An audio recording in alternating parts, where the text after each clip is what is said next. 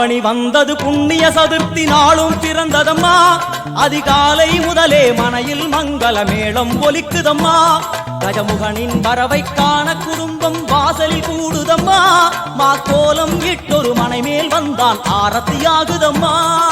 கணபதி ராஜா வந்தாராம் மனையில் நின்றே கொண்டாடாம் கணபதி ராஜா வந்தாராம் மனையில் நின்றே கொண்டாடாம்